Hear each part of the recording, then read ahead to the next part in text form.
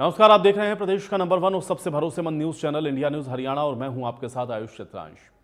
गन्ने का भाव बढ़ाने, बकाया भुगतान, डीएपी की किल्लत समेत कई मांगों को लेकर के किसानों ने एक बार फिर से मोर्चा खोल दिया है। यमुनानगर, कुरुक्षेत्र, सोनीपत समेत कई जिलों में किसानों ने प्रदर्शन करके प्रशासन को ज्ञापन सौंपा है। किसानों की मांग यह है कि गन्ने का भाव 450 रुपए प्रति क्विंटल किया जाए, शुगर मिल किसानों को बकाया भुगतान करें, फसल बर्बादी का मुआवजा मिले। इसके साथ ही गेहूं की बिजाई का वक्त है, इसलिए डीएपी की किल्लत को भी तत्काल दूर किया जाए। अब किसान नेताओं ने अल्टीमेटम दिया है कि अगर उनकी मांगें पूरी नहीं हुई तो फिर एक बड़ा आंदोलन भी किया जाएगा। आज हमारा प्रदर्शन गन्ने के भाव को लेकर और 1 नवंबर को सभी शुगर मिल चलवाने के लिए है। अब तक सिर्फ 72 रुपये ही गन्ने का भाव बढ़ा है, जबकि महंगाई बहुत आगे बढ़ चुकी है। हम सरकारी आंकड़े देखें तो उस हिसाब से आज हमारे गन्ने का रेट 550 रुपये किलो लगभग जाता है, जो हमारी यूनिवर्सिटी आंकड़े देती हैं। लेकिन हमारा भाव अब तक बहुत पीछे है, इसलिए हमने प्रदर्शन किया है और हमारे जो सभी शुगर मिल है 1 नवंबर को चलने चाहिए। आज ये मुख्य मांग हमारे गन्ने के भाव की है। 450 रुपये गन्ने का रेट की डिमांड है और आज सभी डिस्ट्रिक्ट हेडक्वार्टरों में पूरे देश में ये ज्ञापन सौंपे जा रहे हैं। महंगाई के हिसाब से, लागत के हिसाब से, जिस हिसाब से गन्ने का रेट बढ़ना चाहिए था वो नहीं बढ़ा है। 450 रुपये गन्ना रेट मिलना चाहिए और 1 नवंबर से सभी शुगर मिलें चालू होनी चाहिए। और जो गन्ने बारिश में गन्ना खराब हुआ है, सरकार ने उसका भी मुआवजा तय नहीं किया गया है, वो भी हमारी मांग है। देखिए, आज हमने जो गन्ने के भाव को लेके मांग है उसके बारे में ज्ञापन सौंपा है और दूसरा जो मिले हैं उनको इस बार थोड़ा जल्दी चलाएंगे। और तीसरा जो शाहबाद मिल की तो पेमेंट ठीक है, लेकिन कई जगह पे पेमेंट नहीं है, पिछले साल की अभी तक नहीं की है, तो वहाँ पे हम सभी जगह पे जहाँ पे पेमेंट नहीं हुई है वहाँ पे हम सरकार से मांग कर रहे हैं कि पेमेंट जल्दी कराएं और सही ब्याज की कराएं, क्योंकि केन लॉ में 14 दिन के अंदर पेमेंट देने का जो है वो कानून है। मिल के या हमारे शुगर मिल की तो पेमेंट यमुनानगर की हो चुकी है, लेकिन नारायणगढ़ शुगर मिल है उसके तकरीबन 4500 करोड़ रुपया आज भी पेंडिंग है और सभी मिलों के पैसे अभी यूपी उत्तर प्रदेश की जितनी शुगर मिलें हैं उन सबकी पेमेंट बकाया है, पंजाब के शुगर मिलों की पेमेंट बकाया है। हमने मांग की है ज्ञापन में उन सभी शुगर मिलों की पेमेंट तुरंत करवाई जाए, शुगर मिलें चलने से पहले करवाई जाए। और यमुनानगर शुगर मिल 31 तारीख को चल जाएंगी, लेकिन जो रास्ता शुगर मिल को जाता है वो सड़क सारी पटी पड़ी है, उसको तुरंत बनवाया जाए। 31 तारीख से पहले रास्ते कंप्लीट करवाया जाए, नहीं तो फिर हमारे को सड़क पर बैठना पड़ेगा। तो सभी की बातों को आपने सुन लिया, लेकिन अब एक बार आपको बता देते हैं कि किसानों की मांग क्या है। देखिए, गन्ना किसान अपने बकाये भुगतान की मांग कर रहे हैं। गन्ने का जो मूल्य है उसको 450 रुपये प्रति क्विंटल किया जाए, ये भी डिमांड है किसानों की। इसके अलावा डीएपी खाद की किल्लत को दूर किया जाए, ये मांग भी किसानों ने अपनी रखी है। और बर्बाद जो फसलें हुई हैं उनका मुआवजा जल्द से जल्द किसानों को मिलना चाहिए, ये भी किसानों की मांग में शामिल है। और बासमती धान की खरीद होनी चाहिए, ये भी डिमांड किसानों के द्वारा की गई है। तो कुल मिलाकर के बहुत सारी ऐसी मांगें हैं जिनको लेकर के किसानों ने एक बार फिर से मोर्चा खोलने का मन बनाया है। और ये ज्ञापन के माध्यम से अभी तो फिलहाल आप देख रहे हैं कि सौंपा गया है कि इन मांगों को पूरा किया जाए, लेकिन अगर ये मांग जल्द से जल्द पूरी नहीं होती है तो फिर आंदोलन किया जाएगा या आंदोलन की राह पर जाएंगे, ये बात किसान के द्वारा कही जा रही है। तो कुल मिलाकर के अब किसानों की जो मांग है उस पर सहमति कैसे बनेगी, इसका रास्ता क्या होगा, गन्ने का जो भाव किसान मांग रहे हैं क्या वो राज्य सरकार उनको देगी, और भी इस तरह से जो तमाम अहम बातें जिनको लेकर के ये विरोध प्रदर्शन देखने को मिले, जिसमें डीएपी की जो आपूर्ति है उसको सुनिश्चित किया जाए। साथ ही साथ ये भी कहा जा रहा है कि जो नुकसान हुआ है, जिन फसलों का नुकसान हुआ है, उनका मुआवजा किसानों को जल्द से जल्द मिलना चाहिए। तो इस तरह की तमाम मांगों को लेकर के आज किसानों ने विरोध प्रदर्शन किए हैं, अलग अलग जगहों पर उपायुक्त को ज्ञापन सौंपे गए हैं।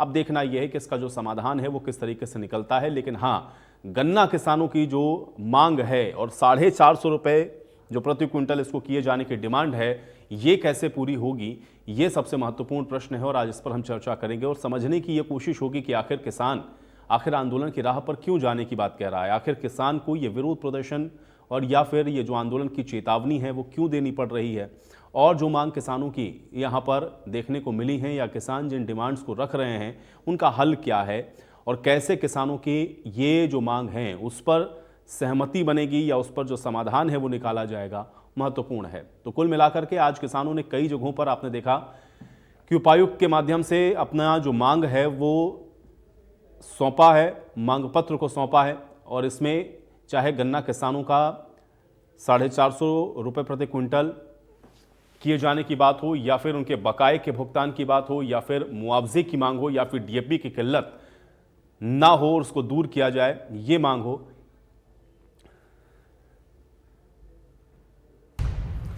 तो किसानों ने आज कई जगहों पर विरोध प्रदर्शन किया है, लेकिन किसानों की जो डिमांड है अब इस पर सहमति कैसे बनेगी या इसका क्या रास्ता होगा, आज इसको समझने की कोशिश करते हैं। कुछ मेहमान मेरे साथ जुड़ गए हैं, पहले उनका परिचय आपके साथ करवाते हैं। जवाहर यादव जी हमारे साथ जुड़ रहे हैं, ओएसडी हैं मुख्यमंत्री के। जवाहर यादव जी, बहुत स्वागत है आपका इस चर्चा में। गुरनाम सिंह चंढूनी जी हमारे साथ जुड़े हुए हैं, अध्यक्ष हैं भारतीय किसान यूनियन के। गुरनाम सिंह चंढूनी जी आपका स्वागत। केवल ढींगरा जी हमारे साथ हैं, कांग्रेस प्रवक्ता हैं। केवल ढींगरा जी आपका स्वागत।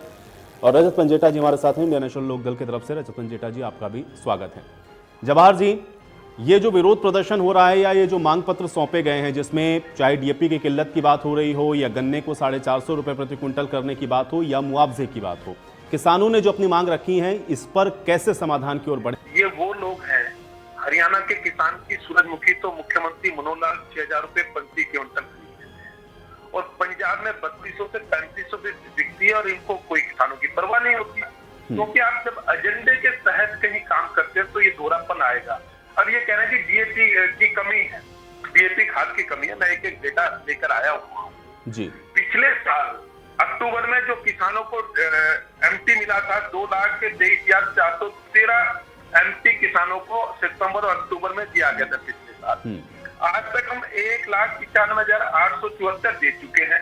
हमारे स्टॉक में 39,872 है, जिसको हम 60,000 तक लेके जाएंगे, यानी कि पिछले साल के मुकाबले भी किल्लत होगी, परंतु हरियाणा में किसी प्रकार की कोई किल्लत नहीं है। मुख्यमंत्री जी ने खुद जहां बात करनी थी केंद्र में, 2 बार व्यक्तिगत रूप से मुख्यमंत्री जी ने बात की, हमारे कृषि मंत्री जी ने उस पर जेपी दलाल जी ने और मनोहर लाल जी ने। हरियाणा में कोई किल्लत नहीं है, ये मैं हरियाणा के किसानों को आश्वासन देना चाहता हूँ। आपका चैनल लीडिंग चैनल है, उसके माध्यम से मैं हरियाणा के किसानों को देना चाहता हूँ। जैसे आपको पिछली बार दिक्कत नहीं आई, इस बार भी नहीं आई है। कुछ लोगों को कहना है, वो कहते रहेंगे, उनको दिक्कत है कि किसानों के अकाउंट में 72 घंटे में पैसे कैसे चले जाते हैं, उनको दिक्कत है। पिछली सरकार 2 फसलें एमएसपी पर खरीदी जाती थी, आज 10-11 खरीदी जाती है, तो कहते हैं जी इनका विरोध करो। और एक आज तो बड़े अच्छे गुरनाम सिंह चंढूनी जी इसमें बैठे हैं, मैं पिछले बार का आंकड़ा देता हूँ, क्योंकि गुरनाम सिंह चंढूनी जी आरतीय पंचों अपने आपको किसान नेता कहते हैं और अध्यक्ष पीकेयू के, तो इनको सारी जानकारी होगी। हुड्डा साहब की सरकार का मैं रिकॉर्ड पे आंकड़ा दे रहा हूं, जो विधानसभा में रखा गया। इनके समय में 2005 से लेकर 14 तक, 2005 के घोषणा पत्र में कांग्रेस ने कहा था कि हम किसानों के लिए फसल बीमा योजना लेके आएंगे। 2009 में ये लेकर आए, 12 जिलों में इन्होंने अनाउंसमेंट किया, 4 जिलों में किया, और मैं टोटल कितने ब्लॉक थे वो फिगर भी बता दूंगा। किसानों से 235 करोड़ रुपए प्रीमियम लिया, किसानों को जो मुआवजा मिला 164 करोड़ 30 लाख रुपए मिला। किसानों से लिया 245 करोड़ और किसानों को दिया 160 करोड़ 30 लाख। और दूसरी तरफ मनोहर सरकार है, जिसके समय में किसानों से प्रीमियम ले गया 1,943 करोड़ और किसानों को मुआवजा मिला 7,648 करोड़ 33 लाख रुपए। तो आज हमारा ये विरोध करते हैं, मुझे तो ये दोहरापन ही समझ में नहीं आता कि क्यों करते हैं। कहीं अभी तो डीएपी जब गेहूं भुगता होगा भी डीएपी के और कुछ दिनों में जरूरत होगी, आने वाले 3 दिन में हम लगभग 60,000 मीट्रिक टन और किसानों को देने वाले हैं जी। अभी ऐसा कहीं इनका अनुमान है कि अगर कमी हुई तो सर कमी नहीं होने देंगे, इतना ठीक है। जवाहर जी, कुल मिला के आप ये कह रहे हैं कि ये लोग सिर्फ राजनीति इस विषय पर कर रहे हैं। मैं गुरनाम चंढूनी जी से ही सीधे समझ लेता हूँ। चंढूनी जी, आप लोग राजनीति कर रहे हैं?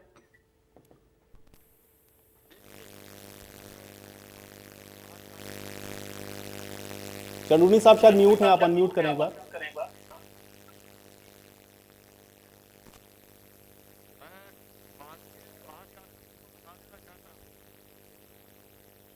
जी चंढूनी जी, आवाज मिल रही है आपको मेरी?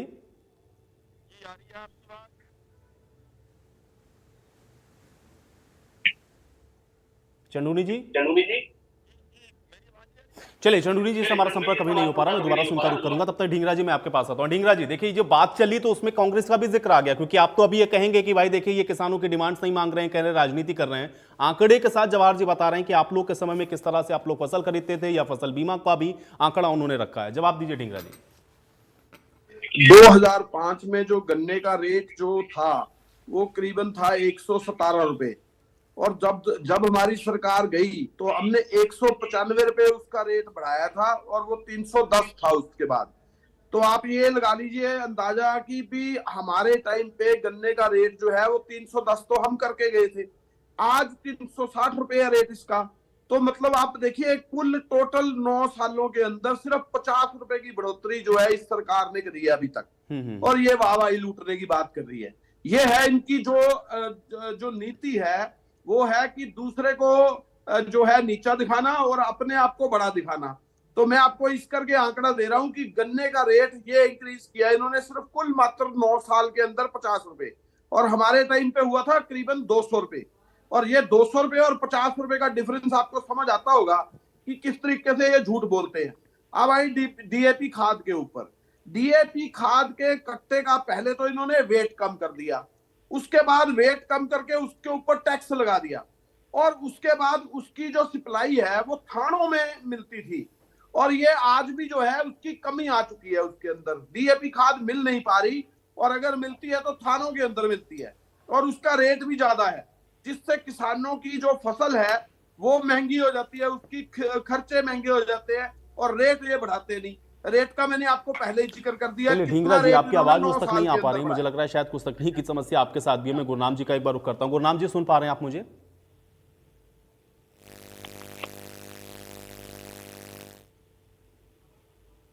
हेलो जी, चंदूनी जी, गुरनाम सिंह चंदूनी जी, अगर आप सुन पा रहे हो तो जो बात कही यहां पर जवाहर यादव जी ने कि आप लोग सिर्फ और सिर्फ राजनीति करने के लिए इस तरह से मसलों को उठाना शुरू कर देते हैं, जबकि इसका कोई आधार नहीं है। जवाब दीजिए।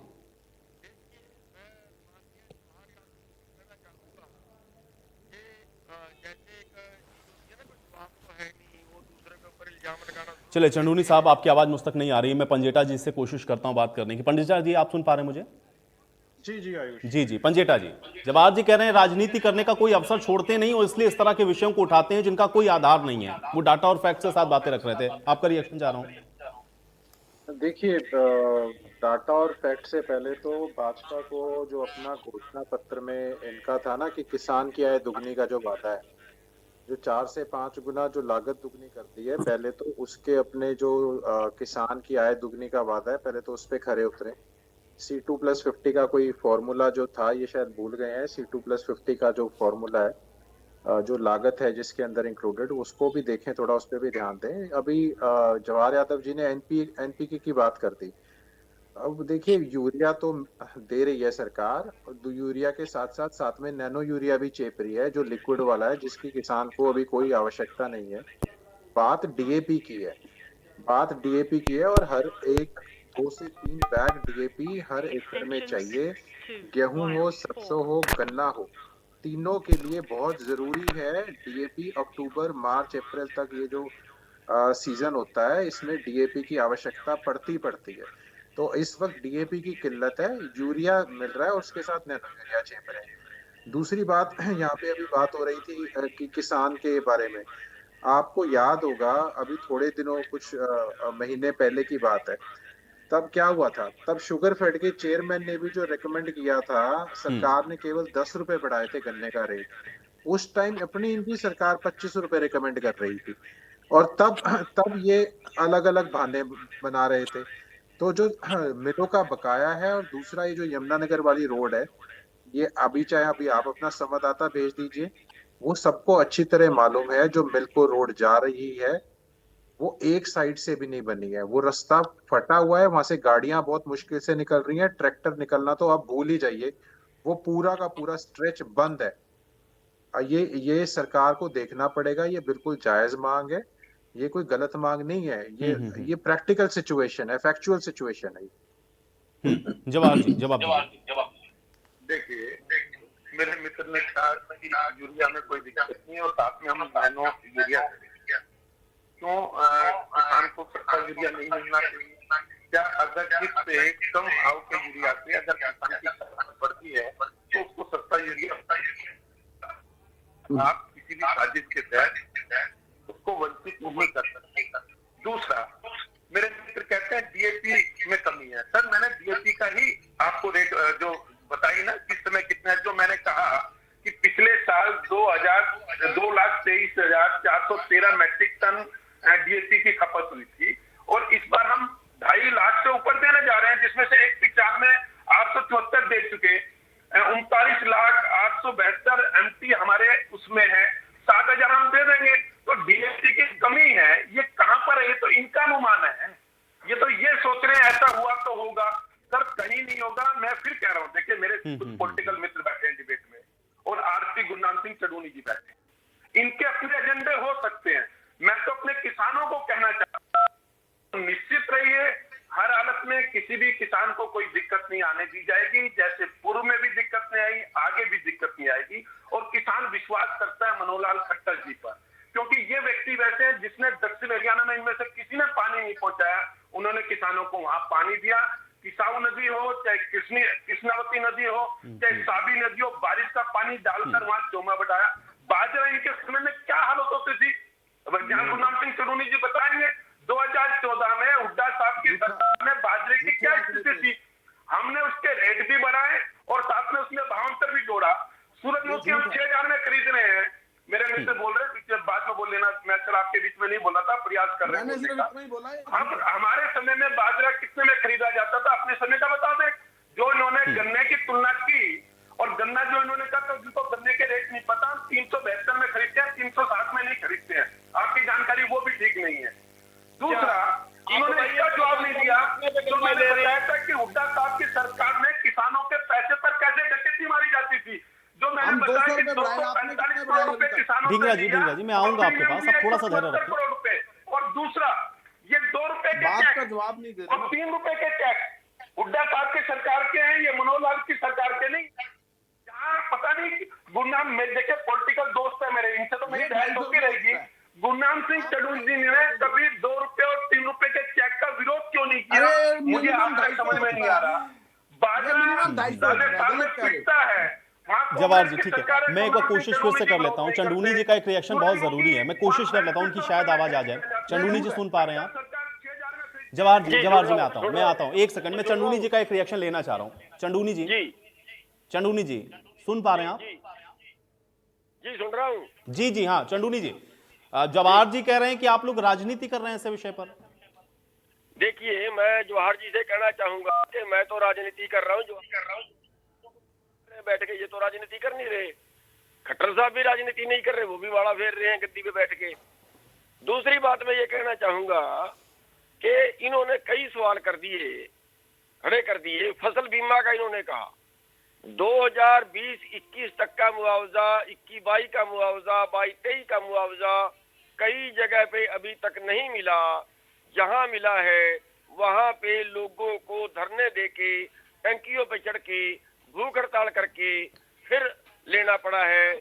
और कई जगह का इन्होंने जब मुआवजा देना पड़ा तो इन्होंने प्रीमियम वापस कर दिया, जिसपे जवाहर यादव का कोई रिएक्शन नहीं है।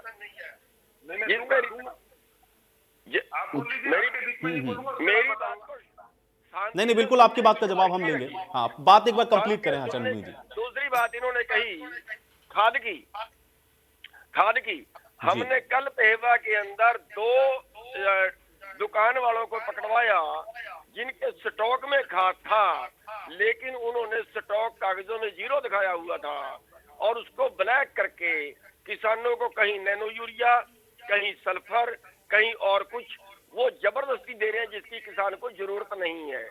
क्या हमने कभी गेहूं के साथ उड़ी दी? क्या हमने कभी कहा कि हमारे धान के साथ पराली भी खरीदो? ये इनके नाक के नीचे शिकायतें कर ली, कोई सुनने वाले नहीं है।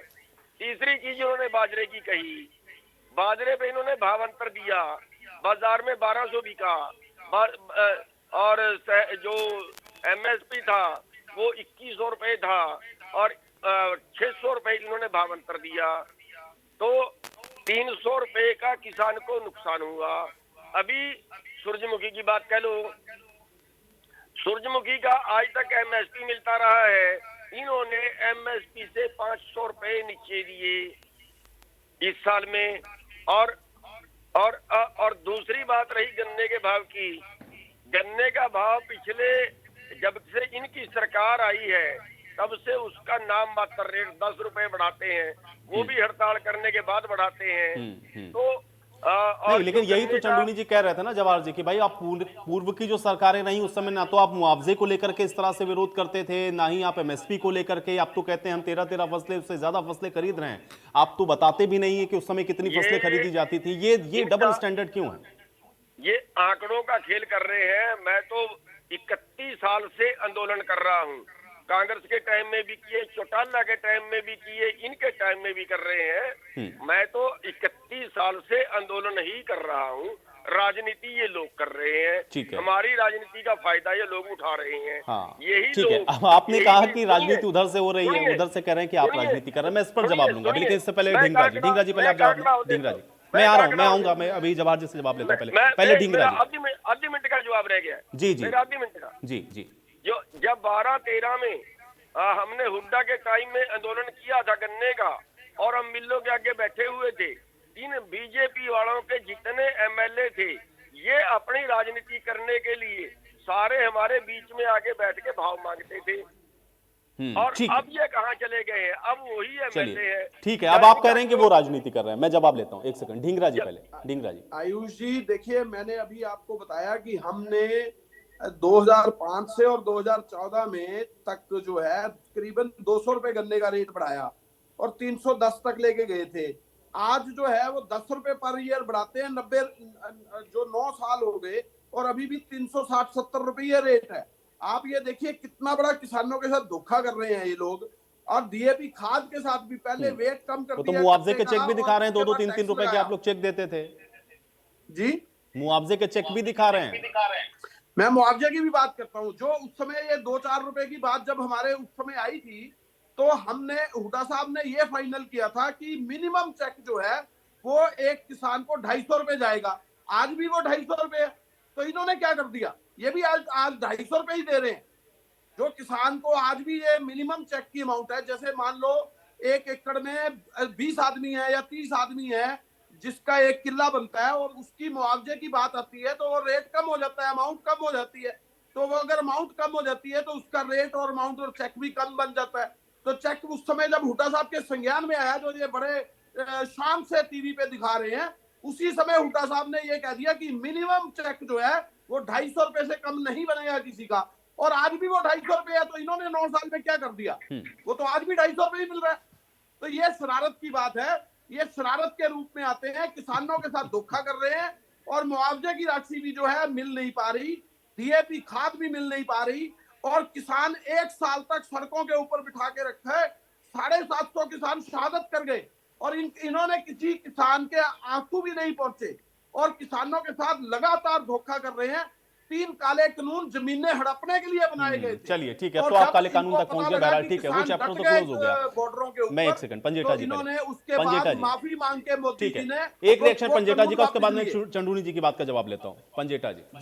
पंजेटा जी बेस्ट पॉसिबल जो है वो तो कर ही रहे हैं। दूसरा ये कि जिनको राजनीति करनी है वो राजनीति ऐसे विषय पर कर रहे हैं। डीएपी की किल्लत कहाँ है बताइए पंजेटा जी। नहीं, आप इनसे पूछ लीजिए कि डीएपी की ये जो यूरिया की अवेलेबिलिटी तो है, आप इनसे पूछिए कि आपके मिनी बैंकों के अंदर या मार्केट जो हैफेड की जो मार्केटिंग सोसाइटी है या इफ्को का जो किसान से सेवा केंद्र है या इफ्को का जो आपका अपने सेल पॉइंट रखे हैं या क्रिप्को के जो कृषि वाले कोऑपरेटिव वाले हैं, उसके अंदर कितनी अवेलेबिलिटी है डीएपी की। यूरिया मैं आपको बता रहा हूँ, यूरिया और ये साथ में सल्फर फॉस्फेट जो अडल्ट्रेशन मिक्स वाला है, ये जरूर दिया जा रहा है। नैनो यूरिया दिया जा रहा है लिक्विड के साथ वाला। जो अवेलेबिलिटी है हम साफ बता रहे हैं, जो प्रैक्टिकल कंडीशन है। डीएपी की शॉर्टेज है और डीएपी की इस वक्त ही जरूरत है, बाद में जरूरत नहीं है डीएपी की। बाद में तो यूरिया डलेगा। और रही बात, अभी ये बोल रहे थे बाजरे की बात कर रहे थे, आप बताइए बाजरे पे आपने कैप क्यों लगा रखा है भाई? आप बाजरे के ऊपर पूरी कैपिंग है आपकी और आपने तो बाजरे की खरीद ही बंद कर दी थी। बाद में वो धरना लगा, अटेली की मंडी के अंदर और वहाँ रेवाड़ी के अंदर, और वहाँ इतनी लंबी लंबी लाइनें लगी, उसकी भी आपने कैपिंग कर रखी थी, आपने वो भी बाजरा खरीदने का काम नहीं किया, और उस पर भी आपने एमएसपी भी नहीं दी। एमएसपी नहीं दी, भावांतर भरपाई योजना लगाने के बाद भी एमएसपी नहीं पूरी कर पाए ये लोग। ये सूरजमुखी की बात कर रहे थे, आपने डिबेट कराया था, या कितना बड़ा धरना लगा था, आपको पता होगा कि सड़कें जाम हो गई थी सूरजमुखी का रेट बढ़ाने के लिए। गन्ने की रेट रिव्यू कमेटी पिछली बार इन्होंने सारा शुगर केन बोर्ड की जो इन्होंने मीटिंग सारा कुछ करके कितने 10 रुपए तो बढ़ाए थे सारे। किसान कितनी मांग कर रहा था इनसे, आप लागत लगा लो, आज लेबर लगा लो, हर चीज देख लो आज कितनी लागत किस हद तक पहुंच चुकी है। सिर्फ आप उसका देख लीजिए, आप बासमती वाला केस ले लीजिए, आप जो उसमें कैपिंग लगाई $1200 वाली, आप ये देखिए और कौन सा बिजनेस है जिसके ऊपर सरकार रोक लगा सकती है या भाव ऊपर नीचे कर सकती है। सिर्फ किसान ही मार क्यों झेले, आप बताओ किस बिजनेस हाउस के ऊपर आप कर सकते हो ये, और किसी चीज के ऊपर कर सकते हो क्या? नहीं। आप लागत अच्छी तरह कैलकुलेट कर लीजिए, क्या कंबाइन का रेट है, कितनी देसी खाद की ट्राली है, कितना किसान का इंसेक्टिसाइड है, कितने किसान के ऊपर तेल के कर्जे हैं। सबसे बड़ी मार तो तेल डीजल ने मार रखी है, हर पेट्रोल पंप पे लाखों का कर्जा है किसानों का, हर किसान कर्जदार है। आप बताइए कौन सा कर्ज किसान का, एक किसान बता दीजिए हरियाणा के अंदर जो कर्जदार नहीं है, जो सच में खेती से जुड़ा हुआ है। क्या उसने अपने बच्चे नहीं पाले? आप रेट देख लीजिए, क्या सोने का रेट है, मैं जवाब लेता क्या हूं, कहाँ रेट जा रहा है। एक तो ये कह रहे हैं कि हमने 372 गन्ना खरीदते हैं। मैं कहता हूँ हमारे जो हमने रेट बढ़ाया निकाल दीजिए। और लगभग जब हमारी सरकार आई थी तो 48-47 साल से तो यही पार्टी राज में थी, जो मेरे दो दोस्त बैठे हैं। तो इसका मतलब इन्होंने कभी नहीं हुई। 48 सालों में केवल 300 रुपए गन्ने पर बढ़ाए थे। उन 48 साल में लगभग क्या इन्होंने केवल 310 रुपए ही गन्ने पे बढ़ाया थे 48 साल में। इसलिए अच्छा कुछ विषय क्या कहते हैं बाजरे की बात, ऐसा मैं तो उसी एरिया से आता हूँ जहाँ बाजरा होता है, मैं तो उसी एरिया से आता हूँ। और ये बाजरा ही दक्षिण हरियाणा की ताकत है कि जिसने दोबारा से हमें वहां लगभग सीधे जिताई केवल बाजरे के कारण और पानी के कारण। और दोबारा ये होगा ये कहता है। दूसरा मेरा तो गुरनाम सिंह चन्नू, क्योंकि मैं अपने दोनों पॉलिटिकल मित्रों से तो रोज मिलता रहता हूँ किसी न किसी चैनल पर। मेरा तो आज गुरनाम सिंह चन्नू जी बैठे हैं। मेरा कहना ये है कि आरती गुरनाम सिंह चन्नू जी ने ये कहते हैं कि ये किसान नेता है, मैं उनका सम्मान करता हूँ किसान नेता के रूप में। परंतु जब हम 6000 में ले रहे थे सूरजमुखी, बगल में ही एक कदम रखते ही पंजाब शुरू होता है, जहां से जाकर इनकी पार्टी ने, क्योंकि राजनीतिक व्यक्ति है, इनकी पार्टी ने वहां चुनाव भी लड़ा था पंजाब में। वहां 3400 रुपए में अगर गन्ना खरीदा जाता है तो गुरनाम सिंह चन्नू जी प्रदर्शन क्यों नहीं करते? मैं तो ये कह रहा हूँ। मेरा कांग्रेस और इन लोगों मित्र से कोई गिला शिकवा नहीं, हम तो रोज मिलेंगे, रोज अवसर मिलेगा डिबेट करने का। मेरा तो विषय है गुरनाम सिंह चन्नू जी से कि 3400 रुपए में किसान अच्छा रहता है और 6000 रुपए में खरीदने पे किसान को नुकसान होता है। हुड्डा साहब की सरकार में 2 फसलें केवल एमएसपी पर खरीदी जाती है। या तो गुरनाम सिंह चन्नू जी बताई जाए कि हुड्डा साहब की सरकार में सूरजमुखी कब एमएसपी पर खरीदा गया, बाजरा कब खरीदा गया, उड़द कब खरीदी गई, मूंग कब खरीदा गया, या तो ये बताए कि उस समय एमएसपी पर खरीदता। मैं माफी मांग लूंगा अगर मेरे। लेकिन एमएसपी के अलावा कह रहे हैं आप तो उसको भावांतर में डाल देते हैं, और भावांतर में उन्होंने बताया कि उनको नुकसान हुआ, सूरजमुखी में बता रहे थे उनको नुकसान हुआ, बाजरे में भी वो यही कह रहे हैं कि उनको सही भाव मिला नहीं। 9400 रुपए अगर किसान से लिया क्या नाम है प्रीमियम, तो हमने मुआवजा दिया 7648 रुपए। ये इनको बुरा लग रहा है। और ये खुद गुरनाम सिंह चन्नू जी ने कहा कि जीएसटी की कमी नहीं है, एक किसान को इन्होंने ब्लैकमेल करते हुए पकड़ा। तो सर सरकार तो भेज रही है ना, एक अगर दुकानदार गलत है तो उस दुकानदार को उसकी सजा मिलनी चाहिए।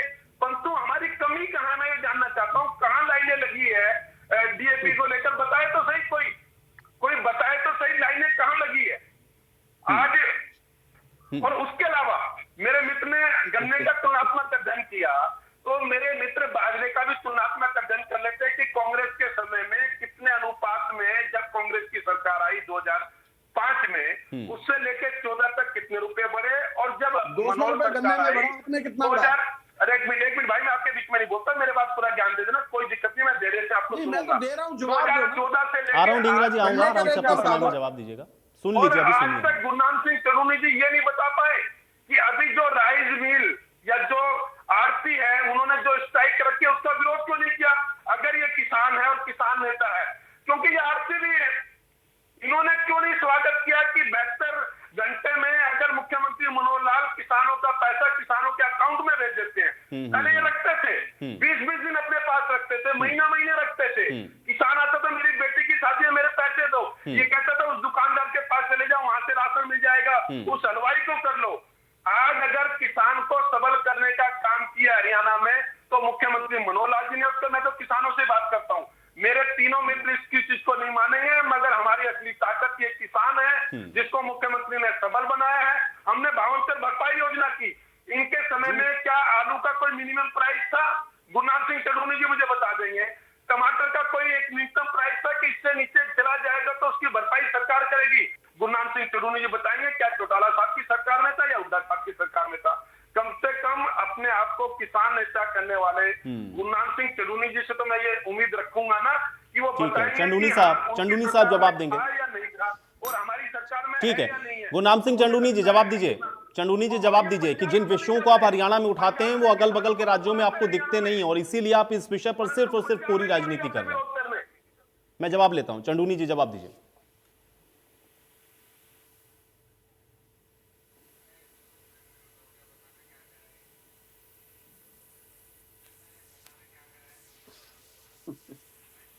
चंडूनी जी आवाज मिल रही है आपको मेरी?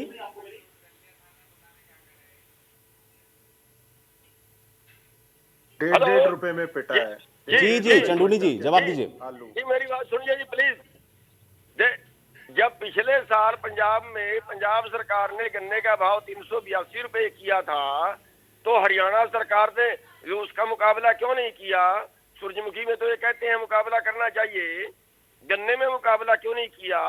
हमें 6 दिन शुगर मिलें बंद रखनी पड़ी, तब भी इन्होंने 10 रुपए ही बढ़ाया, तब इन्होंने पंजाब से मुकाबला क्यों नहीं किया? दूसरी बात ये कहते हैं कि हुड्डा के राज में इसलिए आपने सूरजमुखी का विरोध नहीं किया पंजाब में। आप सुनिए, आप चुप रहिए, आप क्यों बीच में बोल रहे हैं? दूसरे के बीच में बोलने से बंद करते हैं, आपको ठेका है बीच में बोलने का। ठीक है चलिए जवाब जी जवाब लेते हैं, जवाब लेते हैं। चंडूनी जी आपके पास जवाब नहीं आता तो आप बीच में बोलना शुरू कर देते हैं। चंडूनी जी हाँ बात रखें। जहाँ तक बात रही आप बीच में बोलना बंद भी करोगे? सूरजमुखी की बात रही, मैं बीच में नहीं बोल रहा, उत्तर दे दीजिए। सूरजमुखी की बात रही, हुड्डा के टाइम में कौन कहता सूरजमुखी एमएसपी में नहीं बिकी? इन्होंने आके एमएसपी तोड़ दी, इन्होंने आके एमएसपी तोड़ दी। उनके टाइम में एमएसपी में बिक रही थी, इन्होंने आगे अपनी बढ़ा दिया और एमएसपी तोड़ दी और फिर भी उसकी बहादुरी मार रहे हैं। दूसरी बात, जितना आप खाद की बात करते हैं वो सारा ब्लैक हो रहा है, कुछ ना कुछ लग के मिल रहा है। तीसरी बात मैं ये कहना चाहूंगा कि आप बड़ी छाती ठोक के कहते थे, कपड़े निकाल के प्रदर्शन करते थे कि हम जो है वो स्वामीनाथन रिपोर्ट लागू करेंगे। आपने अभी भाव दिए, आपने अभी कल भाव तय किए। गेहूं का भाव स्वामीनाथन रिपोर्ट से 203 रुपए कम क्यों दिया? जौ का भाव आपने 571 रुपए जो है स्वामीनाथन रिपोर्ट से कम क्यों दिया? आपने चने का भाव 1380 रुपए कम क्यों दिया? आपने मसूर का भाव 910 रुपए कम क्यों दिया? जब आप कपड़े निकाल के प्रदर्शन करते थे कि स्वामीनाथन रिपोर्ट लागू करो, अब वो कहाँ गई स्वामीनाथन रिपोर्ट आपके नाम की? ठीक है, हाँ ठीक है। अबे जवाहर जी ठीक है, जवाहर यादव जी जवाहर जी जवाब दीजिए। देखिए आपने सवाल छोड़े, गुरनाम सिंह चंडूनी आपके लिए सवाल खड़े कर रहे हैं, मैं जवाब लेता हूँ। जवाहर जी मुझे बड़ा अच्छा लगा, एक व्यक्ति जो अपने आप को किसान नेता कहते हैं उन्होंने ये नहीं बताया कि 6000 की सूरजमुखी हरियाणा में बिकी, वहां 3200 से 3500 में बिकी। उन्होंने कहा जी हमने इसलिए जस्टिफाई कर दिया क्योंकि 8 रुपए किसान का रेट, अगर पंजाब का रेट ज्यादा है तो हरियाणा ने क्या उसके बराबर दिया? इसको क्या कह रहे हैं? आप किसान नेता हो, हमारी भी आलोचना करो, पर पंजाब की आलोचना क्यों नहीं की कि कहां 3400, 3200, कहां 6000 रुपए? इसको आपने जस्टिफाई कर दिया। और फिर मैं कह रहा हूं, गुरनाम सिंह चंडूनी जी कह रहे हैं कि हुड्डा साहब के समय में एमएसपी थी, मैंने अपनी टीम को कह दिया, मुझे आंकड़े अगर अभी मिल गए तो मैं ईयर अनुसार किस समय की कितनी परचेज हुई हुड्डा साहब की सरकार में, अगर वो मेरे आंकड़े मिल गए तो डिबेट खत्म होने से पहले मैं वो आंकड़े रख दूंगा कि किस रेट में वो खरीदे जाते थे और क्या एमएसपी थी। केवल टीवी डिबेट पर बैठकर गुरनाम सिंह झूठ मत बोलिए डिबेट पे बैठ के, दूसरे की आलोचना मत करिए डिबेट पे बैठ के। आप जमीनी बात करिए। जो मेरे पास आंकड़े में वो बोल रहा हूँ। आपके पास आंकड़े, आप झूठे आंकड़े लेके बैठ जाओ तो हम क्या करें उसका? अगर आप झूठे आंकड़े लेके बैठ जाओ और सरकार में आप ठीक है, लेकिन चंदूनी जी भाई देखिए ठीक है, अब आप कहेंगे झूठे आंकड़े, वो कहेंगे आप जो बात आंकड़े रख रहे हैं वो डाटा झूठा, तो भाई किसी को तो भरोसा करना पड़ेगा ना। फैक्ट्स की बात हो रही तो थोड़ा सुनिए पहले। हाँ, सूरजमुखी पर गुरनाम सिंह चडूरी ने पंजाब के किसानों को न्याय क्यों नहीं दिलाया? मेरी डिबेट आज मेरे विपक्ष के मित्रों से नहीं है, मेरी तो आपसे ही है। गुरनाम सिंह चडूरी जी जो अपने आप को किसान नेता कहते हैं, इन्होंने सूरजमुखी के ऊपर पंजाब के किसानों को न्याय क्यों नहीं दिलाया? बस ये बता दीजिए। हम जब आपकी सरकार, मैं जवाब दे रहा हूँ, ठीक है चंदूनी साहब, हाँ, न्याय क्यों नहीं दिलाया भाई? जब आपकी सरकार पंजाब में थी, अकालियों के साथ आपका समझौता था, जवाब नहीं है। क्या तब आपने सूरजमुखी का भाव दिया था पंजाब में? आपने क्यों नहीं दिलाया? जब आपकी सरकार थी पंजाब के, नहीं, आप लोग अभी की बात कर रहे हैं ना, तो चंदूनी साहब अभी तो न्याय दिलाइए भाई, अभी न्याय क्यों नहीं दिला रहे? छोड़ दीजिए सर, हम नहीं सीखते, लोगों ने हमें बदल दिया। मैं तो ये कह रहा हूँ कि आप ने 2400 रुपए के लिए वहां, जबकि आप वहां से चुनाव लड़ते हो, आपकी राजनीतिक पार्टी वहां से चुनाव लड़ती है। उसके बाद पंजाब के किसानों का दर्द आपको क्यों नहीं महसूस होगा? आपकी जो सरकार केंद्र में है ना, आप सारे देश में एमएसपी लागू करिए। नहीं है, मैं आप सारे आपके मुंह में आम आदमी पार्टी का विरोध करने पर दही क्यों जम जाता है? अरे भाई आप सारे किसानों को, ये डिमांड है, ये कांग्रेस आप की देश डिमांड के, है, ये बीजेपी की आपकी पार्टी, मेरी सुन तो लो। चलिए जवाब जी सुन लेते हैं, चंदूनी जी को सुनते हैं भाई, सुनते हैं चंदूनी जी। राजनीतिक जी सुन तो लो, सारे देश में आपकी सरकार है, प्रधानमंत्री आपका है, आपने वादा किया था, मुझे तो रोज मौका मिलता है, आपने वादा किया था, आपने वादा किया था कि हम कि पंजाब के किसान 3400 रुपए में सूरजमुखी आपको अच्छा उचित मूल्य लगा। जवाब सुनोगे तभी तो जवाब दूंगा। ठीक है, जवाब जी जवाब भाई सुनते हैं ना भाई, चंदूनी जी के पास जवाब क्या है इस बात का? चंदूनी जवाब सुनने की कैपेसिटी तो रखिए। आपका प्रधानमंत्री है सारे देश में, आपकी सरकार आई थी एमएसपी के नाम पे, पंजाबी भाषा में है, आपने सारे देश में लागू क्यों नहीं करवाया? नहीं ठीक है चंदूनी साहब, लेकिन वो नहीं कर रहे हैं, लेकिन वो ये कह रहे हैं आप तो किसान नेता हैं, आपको तो खड़ा होना चाहिए ना भाई किसान के लिए, आप तो अराजनीतिक हैं भाई, चलिए किसानों के लिए तो खड़े होइए कम से कम। सारे देश में एमएसपी लागू क्यों नहीं करवाया? हम तो लड़े हैं एमएसपी के लिए, हम तो सेंट्रल सरकार से लड़े हैं एमएसपी के लिए, वहां से भी झूठा वादा करके उठा दिया, वहां से ठीक है चलिए। अरे सर ये तो मनोहर सरकार ने 6000 रुपए दिए। ठीक है ढींगरा साहब, अभी केवल ढींगरा जी, आप गन्ने का तुलनात्मक विश्लेषण तो करने लगते हैं, फिर बाजरे का नहीं बताते हैं साथ में, जरा बताइए उसके बारे में, सूरजमुखी के बारे में बताइए, और फसलों का आप जिक्र ही नहीं करते हैं। आयुष जी, मेरे जिक्र करने से पहले चडनी जी ने जिक्र कर दिया कि हमारा एमएसपी के ऊपर परचेज थी। दूसरी बात सुन लीजिए, और मैं आपको कह रहा हूं ये मोदी और खट्टर सरकार जो है किसानों के अगेंस्ट सरकार है, और इन्होंने जितना कांग्रेस के किसानों के अगेंस्ट काम किया है, इनकी जो 2024 में अब जो लड़ाई है ना, इसी में तभी ये स्टेटस अभी हार रहे हैं कि लोगों को झूठे जुमले जो थे वो कितनी देर दे सकते थे। अब इनके झूठे जुमले फेल हो गए, लोगों को ये समझ आ गया कि ये झूठ बोलते हैं और जुमले देते हैं। असल में बीजेपी और जो खट्टर और मोदी सरकार है, ये फेलियर सरकार है, तो स्पेशली किसानों के मामले में इन्होंने किसानों के साथ बहुत बड़ा धोखा किया है, जमीनें खोसने के लिए भी, रेट देने के लिए भी, और सभी चीजें करने के लिए। कैसे ढींगरा साहब, देखिए ये तो राजनीतिक बात होगी ना, कैसे किया, थोड़ा कुछ फैक्ट्स बताइए ना। जाके आंसू भी नहीं पूछे किसानों के, और जानबूझ के 3 काले कानून बनाए गए किसानों के अगेंस्ट, और तोमर साहब नहीं कोई फैक्ट्स तो बताइए। ठीक है, ये सब तो राजनीतिक बातें हैं भाई, काले कानून आपने कहा वो तो भाई चलिए ठीक है, उसमें धरना प्रदर्शन विरोध हुआ, वापस हो गया। अभी बताइए ना आप कैसे कह रहे हैं ये बात, तुलनात्मक तौर पे विश्लेषण करके बताइए मुझे, कोई डाटा दीजिए कि फैक्ट्स मुझे बताइए कि नहीं हमने इनसे बहुत बेहतर किया था, ये साहब नहीं कर रहे हैं ऐसा। स्वामीनाथन की रिपोर्ट लागू करने के लिए मोदी जी ने 2 बार कहा, 14 में भी कहा और उसके बाद 19 में भी कहा, और अब कहा 22 में पूरा कर देंगे। तो 22 के बाद तो अब 23 हो गया, अब 24 आने जा रहा है, लेकिन इन्होंने स्वामीनाथन की रिपोर्ट आज तक लागू नहीं करी। ये बात तो क्लैरिफाई है ना इस बात पे क्या जवाब है इनका? कुछ भी नहीं। और एमएसपी की सारी फसलें जो हैं वो एमएसपी के जो स्वामीनाथन की रिपोर्ट है उससे रेट कम पे है, तो उसके बाद इतना बड़ा धोखा किसानों के साथ तो ऑलरेडी कर रहे हैं। ये जो है चलिए ठीक है, कौन किसके साथ धोखा कर रहा है मुझे तो लगता है ये जनता पे छोड़ना चाहिए, लेकिन हाँ, किसानों की समस्या अगर कोई है तो देखते हैं कि उसका जो समाधान है वो कैसे निकाला जाएगा। शुक्रिया आप सभी का समय निकालने के लिए, आज इसका चर्चा का हिस्सा बनने के लिए। तो आज कई जगहों पर आपने देखा कि किसानों ने विरोध प्रदर्शन किया है, कुछ उनकी मांगे हैं और उसके समाधान की वो मांग कर रहे हैं। अब देखना यह है कि इस पर जो समाधान है वो कैसे निकाला जाता है। आज बड़ी बहस में मेरे साथ फिलहाल इतना ही।